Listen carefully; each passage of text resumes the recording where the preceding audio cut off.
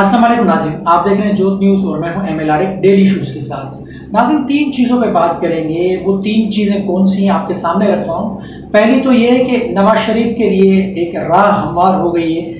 आज जो सेनेट के अंदर जो करारदाद मंजूर हुई है उस पर बात करेंगे। और दूसरी बात ये कि मियां मोहम्मद नवाज शरीफ साहब की 4 शराइत कौन सी हैं।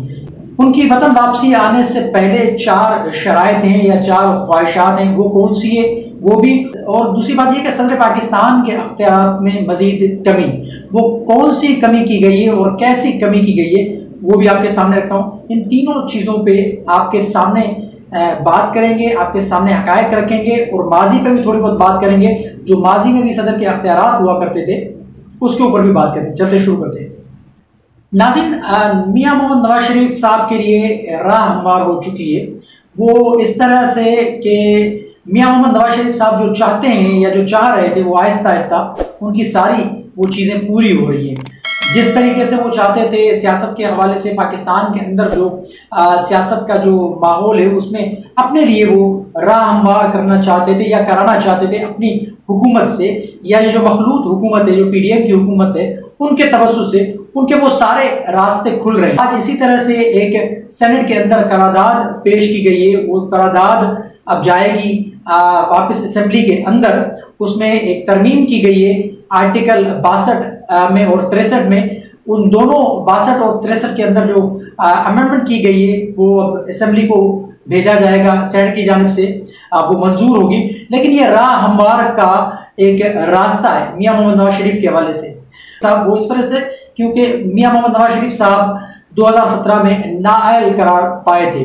अब ये जो करारदाद मंजूर हुई है उसको दोबारा कौमी असेंबली की जानिब भेजा जाएगा। ये कौन सी करारदाद है आपको बता दें। सेनेट ऑफ पाकिस्तान ने इलेक्शन एक्ट की अहलियत और नाअहली से मुतल्लिक सेक्शन 232 में तरमीम का बिल कसरत राय से मंजूर कर लिया।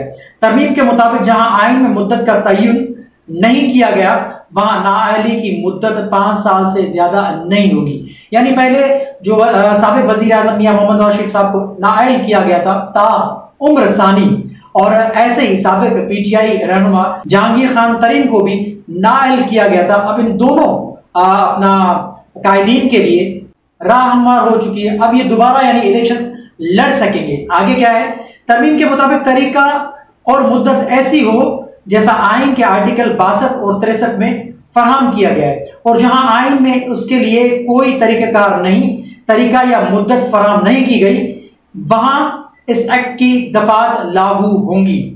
तरमीम के मुताबिक सुप्रीम कोर्ट, हाई कोर्ट या किसी भी अदालत के फैसले आर्डर या हुक्म के तहत सजा याफ्ता शख्स फैसले के दिन से 5 साल के लिए नाअहल हो सकेगा। आइन के आर्टिकल 62 की क्लास 1F के तहत 5 साल से ज्यादा की नाअहली की सजा नहीं होगी, और उसके बाद मुतल्लिका शख्स पार्लियामेंट या सूबाई असेंबली का कारकुन बनने के काबिल होगा।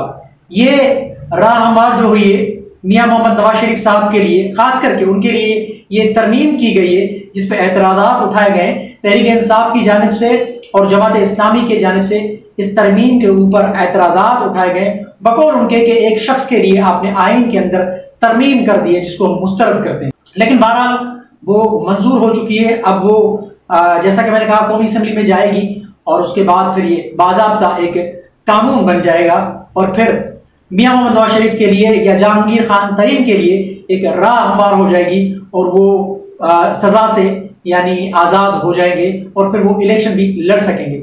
इसके साथ साथ जो इलेक्शन एक्ट में तरमीम की गई है, यानी जैसा कि मैंने कहा कि माजी में सदर के अख्तियारात को कम किया गया था कि जैसा कि पीपल्स पार्टी के दौरे हुकूमत के बाद, यानी पहले तो एक मीसाक जमहूरियत किया गया, उस मीसाक जमहूरियत के तहत फिर 18वीं आईनी तरमीम लाई गई। उस 18वीं आईनी तरमीम के बाद फिर सदारती जो अख्तियारात हैं उसको कम किया गया। पहले ऐसा होता था कि जो भी सदर, अगर उसको कोई शख्स पसंद नहीं होता था या एस्टेब्लिशमेंट के तवज्जुह से वो इस्तेमाल होता था, तो वो सदर 58(2)B का इस्तेमाल करके असेंबली को तहलील कर देता था और जमहूरी हुकूमतों को घर भेजा जाता था।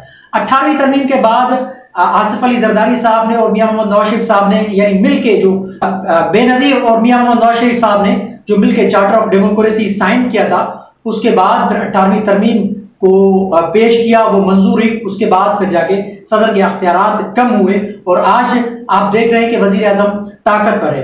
ऐसे ही इलेक्शन एक्ट में तरमीम करके जो सदर के पास इलेक्शन की तारीख का ऐलान का जो अख्तियार था उसको भी उनसे छीन कर अब इलेक्शन कमीशन को पावरफुल बनाया गया है, ताकि इलेक्शन कमीशन ऑफ पाकिस्तान का जो हक है वो तारीख देना अब उसका काम होगा, इलेक्शन कराना उसका काम है, तो तारीख देना भी उसका काम है। क्योंकि आपने देखा जब ये इमरान खान साहब ने अपनी 2 असेंबलियां तहलील की तो फिर सुओ मोटो का मामला आया, फिर उसी तारीखों के हवाले से, इलेक्शन की डेट के हवाले से सुओ मोटो लिया गया, फिर ये तनाजा एक खड़ा हो गया अदलिया और पार्लियामेंट के माबैन, और फिर इलेक्शन कमीशन पिसता रहा। इलेक्शन कमीशन ने कहा कि हमारे अख्तियारात को रिड्यूस किया गया है, कम किया गया है, और अदालत उज़्मा ने हमारे ऊपर वार किया है। अब उसको मद्देनजर रखते हुए मौजूदा हुकूमत ने उस इलेक्शन एक्ट के अंदर भी तरमीम की है। वो तरमीम ऐसी की है कि अब इलेक्शन कमीशन को पावरफुल बनाए, ताकि आइंदा इलेक्शन की जो डेट दी जाएगी वो इलेक्शन कमीशन की जानिब से ही दी जाएगी, ना कि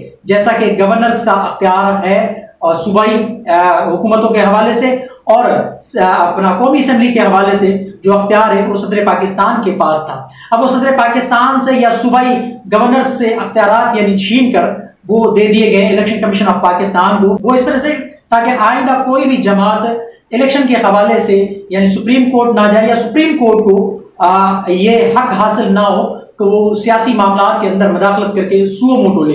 तो इस वजह से इलेक्शन कमीशन ऑफ पाकिस्तान को मजबूत बनाया गया है। इलेक्शन एक्ट में तरमीम करने के बाद इलेक्शन कमीशन को पावरफुल बनाया गया है। आइंदा जो इलेक्शन की डेट दी जाएगी वो चेयरमैन इलेक्शन कमीशन की जानिब से दी जाएगी। अब आते हैं इस पे कि मियां मोहम्मद नवाज शरीफ साहब की 4 शराइत या 4 ख्वाहिशात कौन सी हैं। वो 4 शराइत और 4 ख्वाहिशात ये हैं कि गुज़िश्ता रोज अमार मसूद साहब ने एक आर्टिकल लिखा था, उस आर्टिकल में उन्होंने वो चारों उनकी शराइत या उनकी ख्वाहिशात बयान किए।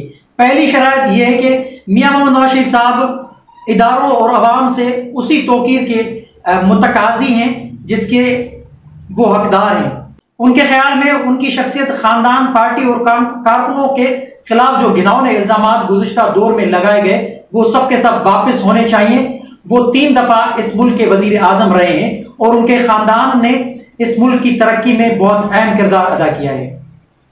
उसके बदले में वो किसी ओहदे के नहीं बल्कि एहतराम के मुतकाजी हैं। दूसरा ये कि वो उन तमाम बेबुनियाद मुकदमात का खात्मा चाहते हैं जिनकी वजह से वो खुद, उनकी पार्टी और उनके कारकुनों को अताब से गुजारा गया। तीसरी ख्वाहिश उनकी ये है कि उनका इस्तकबाल फकीदुल मिसाल हो। मुस्लिम लीग नून और उनकी ज़ैली जमातों ने मुद्दतों से उसकी तैयारी भी कर रखी है कि जब नवाज शरीफ इस धरती पर कदम रखें तो वो तारीख के सबसे बड़े जलसे से खिताब करें। ऐसा जलसा जो बेनजीर शहीद के 1986 के जलसे की याद दिला दे।